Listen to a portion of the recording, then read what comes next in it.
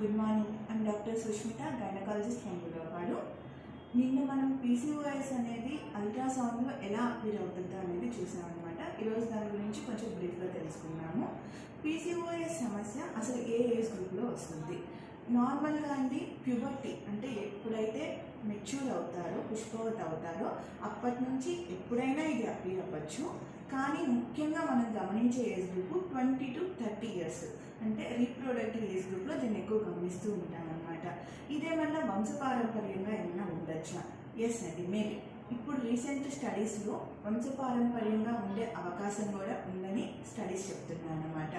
ఈ పీసీఓఎస్ సమస్య అంటే ఏంటి? అందరూ పీసీఓఎస్ అంటున్నారు. అసలు ఏంటి సమస్య అంటే దీనిలో మేల్ హార్మోన్స్ అనేవి ఎక్కువైపోతాయండి. ఆండ్రోజన్స్ అంటామన్నమాట. మేల్ హార్మోన్స్ ఎక్కువైపోవడం వల్ల మేల్ హార్మోన్కి ఉన్న నార్మల్ గుణము ఫీమేల్ హార్మోన్ని సప్రెస్ చేయడము. ఈ ఫీమేల్ హార్మోన్స్ని సప్రెస్ చేసి ఓవరీస్ని సప్రెస్ చేస్తాయన్నమాట. ఓవరీస్ని సప్రెస్ చేయడం వల్ల ఓవులేషన్ అనేది అవ్వదు. ఎప్పుడైతే ఓవులేషన్ అనేది అవ్వట్లేదో ఇర్రెగ్యులర్ మెన్సెస్ వస్తుంది. అదేవిధంగా ఇన్ఫర్టిలిటీ సమస్యలు తలెత్తుతాయి, అంటే సంతానలేమి సమస్యలు తలెత్తుతున్నాయి. అండ్ ఆండ్రోజన్స్ ఏదైతే మేల్ హార్మోన్స్ ఎక్కువ అవ్వడం వల్ల యాక్ని, ఫేస్ మీద బాగా మొటిమలు రావడము, అవాంఛిత రోమాలు రావడము, అంటే గడ్డం దగ్గర కానీ మీసం దగ్గర కానీ రోమాలు రావడము, అదేవిధంగా పులిపుర్లు రావడము, ఇవన్నీ లక్షణాలు మనం పీసీఓఎస్ వాళ్ళలో గమనిస్తాం అనమాట. ఈ లక్షణాలు లేకున్నా కూడా పీసీఓఎస్ ఉండే అవకాశం ఉంటుందండి. కాకుండా ఎక్కువ శాతము ఈ లక్షణాలు పీసీఓఎస్ కేసెస్లో మనం గమనిస్తూ ఉంటాం అన్నమాట. దీనికి ట్రీట్మెంట్ ఎలాగా, ఏం చేయాలి అంటే ఇది పర్మనెంట్ క్యూర్ అయితే ఉండదండి. దీనివల్ల వచ్చే ఎఫెక్ట్ని మనం కంట్రోల్ చేసుకోవచ్చు.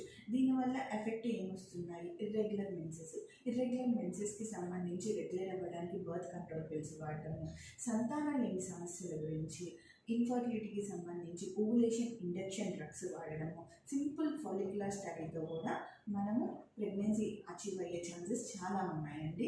అటువంటి కేసెస్ మేము చాలా డీల్ చేస్తూ ఉన్నాము. బాగా ఎవరికైతే పీసీఓఎస్ సమస్య అధికంగా ఉంటుందో, ఓవులేషన్ డ్రగ్స్ కూడా వాళ్ళు రెస్పాండ్ అవ్వట్లేదు అని అనుకున్న వాళ్ళకి పాలిసిస్టిక్ పీసీఓఎస్ డ్రిల్లింగ్ ఉంటుందండి. లాప్రోస్కోపిక్ ఓవేరియన్ డ్రిల్లింగ్ అనమాట. సింపుల్ డే కేర్ ప్రొసీజర్ అది. ఆ ప్రొసీజర్తో వాళ్ళకి ఓవులేషన్ సక్రమంగా ఉండడం అనేది జరుగుతుందన్నమాట.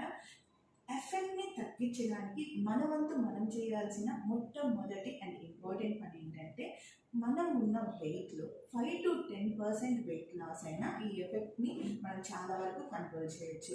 అండ్